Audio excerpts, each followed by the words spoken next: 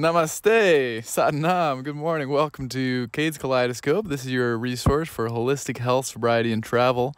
I'm here talking today with Robert. We're in Flint, Michigan area.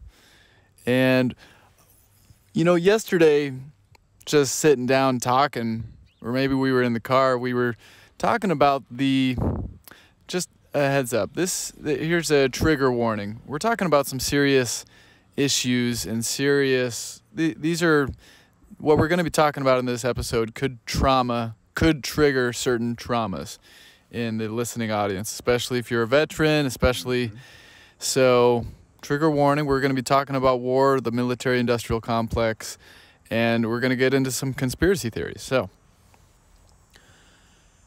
I wanted to start out by saying, Robert, does it sound reasonable to you that the real motivation for George Bush Jr.'s invasion of Iraq, the real motivation there was a family feud? It's very plausible in my opinion. The Bush family alone has been battling with them since the 80s. Desert Storm the first time when his dad went over there. George Sr. So it's a long-lasting feud with that family with, all of them over there with the oil. The Bush family has oil down in Texas up the butt. There was threats made, I'm sure there's threats made on the president's life every single day. It's America. It's going to happen. Yeah. I was on vacation in Mexico in 2017, I remember, and just having the conversation with my brother-in-law. Great guy. He's married to my sister. And he was explaining, now this is somebody who's really studied history. I'm an armchair expert in this, but my brother-in-law, he's read some books. And he explained that years and years before September 11th, 2001, the former president of Iraq, Saddam Hussein, put out a hit on George Bush Sr., the first George Bush president of the United States, and he wasn't able to do it. I'm sure he used all the resources he could, but the protection in the United States was strong enough to protect the first George W. Bush president, and so a retaliation effort was a retaliation effort was, I guess. Now, this is where I'm getting into the zone of a real theory, of a real unknown kind of level of my investigation of this, because this is what I heard from my brother-in-law, and it sounded to me pretty likely that the wars being fought today are actually long, years, millennium-old family feuds. And so, Robert, I'm creating this podcast to reach out to a wide audience, so it's one important thing for me is I've chosen to at least try to abstain from using cuss words, and that's just a personal choice because those words in themselves don't have any positive meaning for me. And so it's just be aware of that as we continue with this podcast. And Chad Wright is a former U.S. Marine. Chad Wright is a podcaster and athlete, ultra runner, and he's the one who kind of inspired me to clean up my language. So anyway, getting back to this subject, tell me, when did your interest peak? Well, do you want to talk more about 9/11 specifically, or the origin of the invasion of Iraq before we continue? Well, I can say my interest in 9/11. I was in 8th grade when the attacks happened. I was very young. I didn't understand the economics or the meaning or anything like that until I got into high school. I had a teacher that I was really good friends with, Mr. Powell. He's a really great teacher, local pastor in the area. We got talking, and we brought up 9/11, and he showed me some information, which we'll talk about in, over the course of this podcast, that really kind of opened up my eyes and made me really think, And after I graduated high school, I think that was like my junior year or so, I started working for one of the big automotive companies here in the United States. And I realized I need to support the men and women, the military men and women that go over there to do their job, because that's all it is their job. And we're so thankful for the men and women going over there and paying the ultimate sacrifices for the ones that didn't come back, and for the ones that did come back, thank you very much. I support them. Do I support the cause and the meaning behind what the president said of why we're going over there? I think it's false. I don't think the reason of why he said we needed to go over there and invade was true. My stance is it was a setup, like we said in the beginning, to end this family feud, and he just needed a reason and a way to do it, and I think he created it.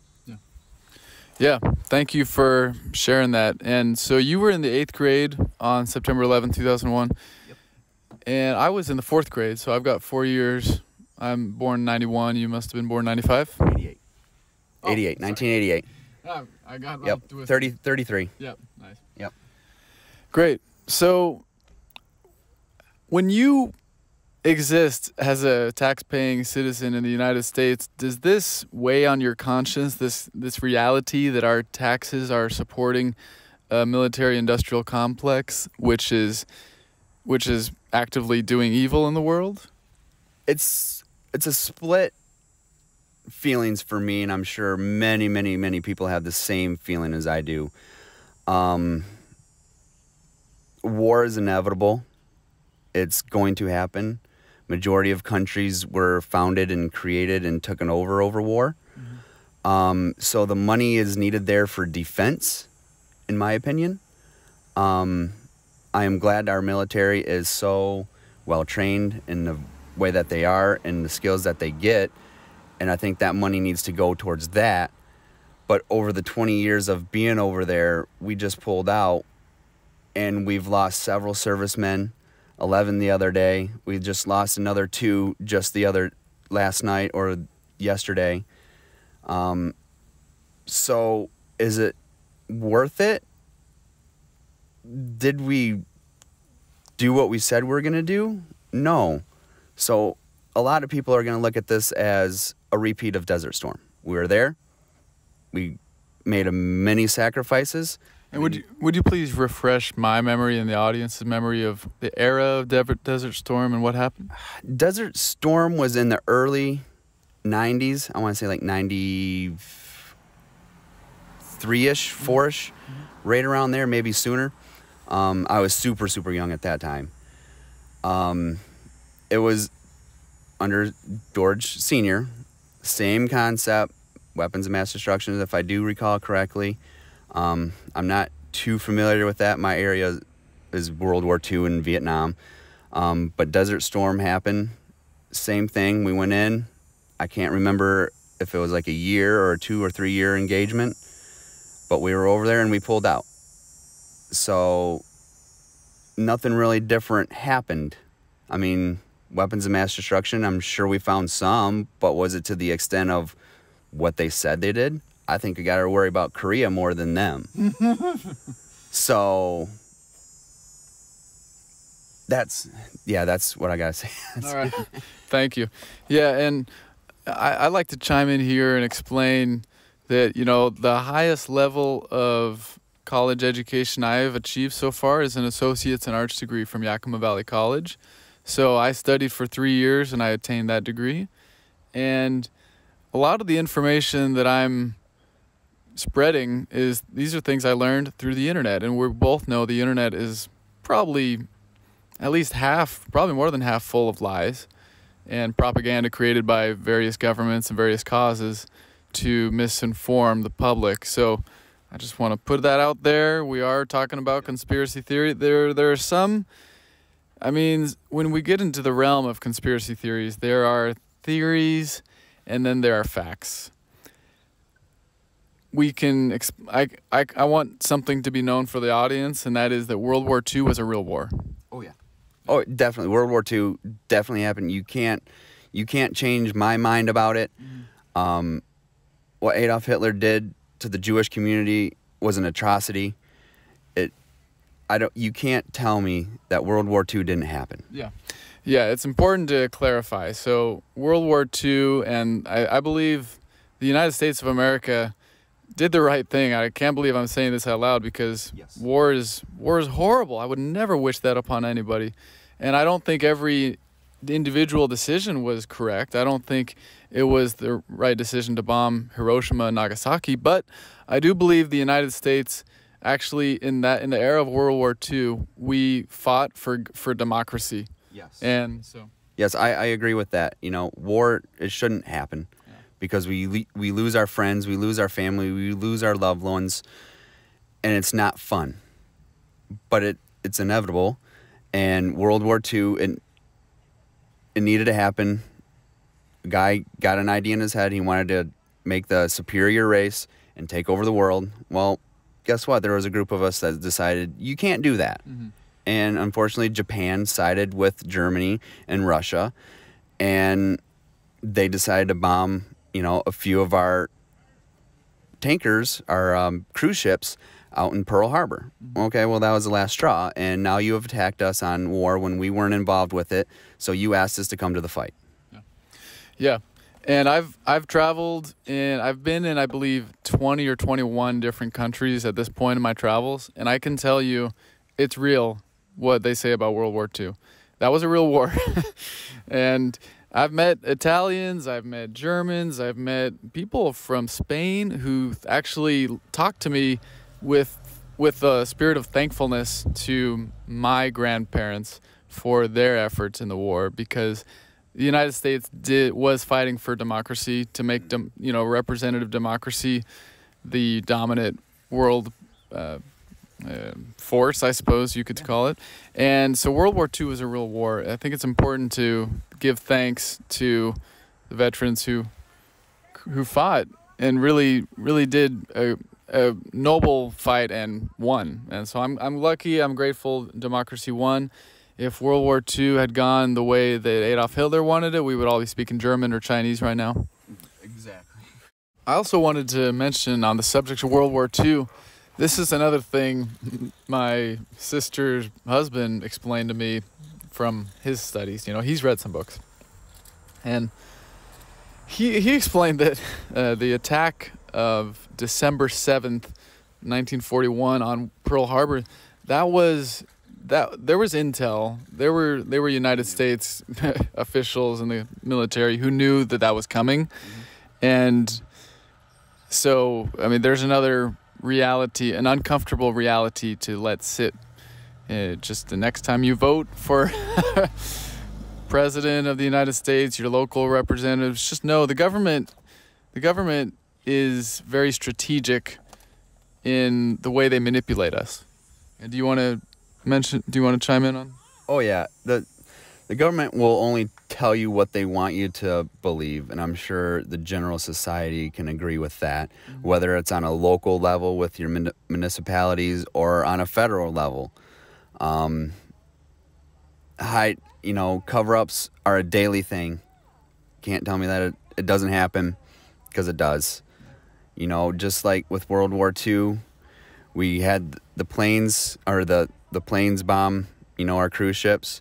Same way it happened with, You just said cruise ships? Well, our battleships. Okay. Because they bombed 2 or 3 of our battleships. Yeah. And same way with 9/11. We had planes that were, quote unquote, piloted with people in the Taliban to strike the towers. Mm-hmm. That was his invitation to go track down bin Laden. Sure. Months ago, I was in Argentina speaking in public, and I had gone to the town square in the city of Mar del Plata, which is it's a big town on the beach on the coast of the Atlantic coast of Argentina. And I was in town because I was trying to drum up attention for my own YouTube channel, and I was also teaching about finances and Bitcoin, because I've started to work in that in the last 8 months. And after a nice 10-minute little free workshop, it was more than a free workshop. I paid people to listen to me talk for 10 minutes and take pictures of me. So after a 10-minute talk about finances and Bitcoin and cryptocurrency, we had a Q&A, a question and answer period, and there was a pretty intelligent Argentinian man who asked me, who said, or I think he stated, so you're aware that September 11th was to some extent a foreseen attack.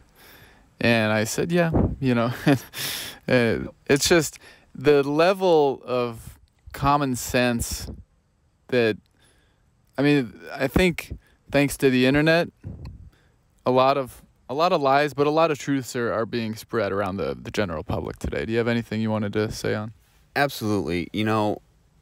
What happened when the towers fell?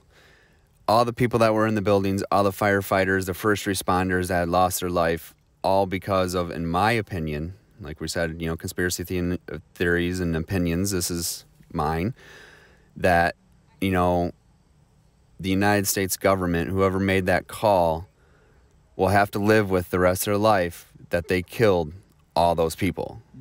Because in my opinion, the plane that hit them, it was not an airliner or anything like that.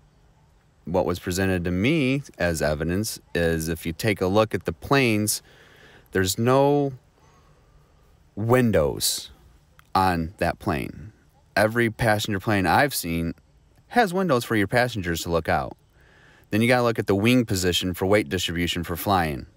The planes that hit, I believe, in what was told to me, and the theory that was spread out to me, was that this was, like a GPS guided, like a drone, into the towers with like FedEx or DHL airplanes, jets that had nothing in them, nobody on them, and that the towers were rigged with explosives. Because if you look at the video very closely, you'll see these explosions start before they even hit the towers. All right. Thank you for explaining your view and your conclusion there. I would like to state for my audience, I'm a host of a podcast, and my view is a little different than Robert's. I actually believe that the attacks were carried out by a group of terrorists, and I believe that they did hijack a series of airplanes, and they had success in their mission of murdering as many Americans as they were able to. That's my conclusion at this point, and I know my opinion has changed radically over the short course of my life. I'm just have you heard the story? There's a joke about a conspiracy theorist obsessed with the Kennedy assassination. Did you hear the joke about when he died? I haven't heard the joke. Okay, so back in what year was JFK assassinated? Do you know? 76-ish. Okay, so 70s. Yeah, I heard this joke from a guest on the Joe Rogan podcast. So this guy totally obsessed with the conspiracy theory, or with, he dedicated his life to showing that the Kennedy assassination was... So there was this guy, we'll call him Jay. He was obsessed with proving that the JFK, the John F. Kennedy assassination, was an inside job. He was obsessed that, the government's lying to us. And so he died and went to heaven. And God said, well, you made it to heaven. Congratulations. You have one question. You can ask me any question. I'll tell you the truth. He said to God, who really murdered John F. Kennedy? And God said, it was John Wilkes Booth on the grassy knoll with a gun. It was the official story, was the truth. And the conspiracy theorist said to himself, this goes up even higher than I thought. That's great. Yeah. So that'll conclude this episode of the Cades Kaleidoscope podcast. I want to say thank you to our veterans from all wars. all three of us who are present recording this podcast, we're born and raised in the United. Well, two of us are born and three of us are raised in the United States. And we're thankful to the veterans who have protected our freedom. And we're also encouraging everybody to get out there and think. So, do you have anything you wanted to say before we close this one out, Robert? Just keep an open mind. Don't believe everything you hear. Even, take what you want from what we've said today in this. Use it however you would like. People are going to think what they want to think, and sometimes you can't change their minds. But just keep that open mind and realize that things aren't always what they seem to be. Thank you so much for listening. This is Cade's Kaleidoscope Podcast, your resource for holistic health, sobriety, and travel. My name is Preston Wade. The music you're hearing in the background is called From the Earth by Judson Crane. You can pre-order my first book by checking out. I'm on all the social networks. You can find me on Facebook, Instagram, and soon TikTok. The links will be included in the show notes. If you would like to have your content sponsored or included in this podcast, you can contact me. My email is cadespodcast265@gmail.com. Again, the email address is cadespodcast265@gmail.com. Anybody's welcome to reach out there if you got a question, comment, anything. Please do like, comment, and subscribe wherever you listen to this podcast, and leave a review. That'll help our algorithm. That'll help make this popular. If you'd like to support this work or this podcast, you can send a tip through Venmo. The address to send through Venmo is pwade72@gmail.com. That's Papa Whiskey Alpha Delta Echo, and then just the number 72@gmail.com. You can also send a tip through Cash App, and the address for Cash App is $Preston Kennedy 72. And if you'd like to send a tip through PayPal, the email is the same as the Venmo one, pwade72@gmail.com. Thank you so much for listening. Thank you for supporting us, and hope you have a great day. I'm working on a motto for this podcast, and the first one I've come up with is keep rotating your kaleidoscope.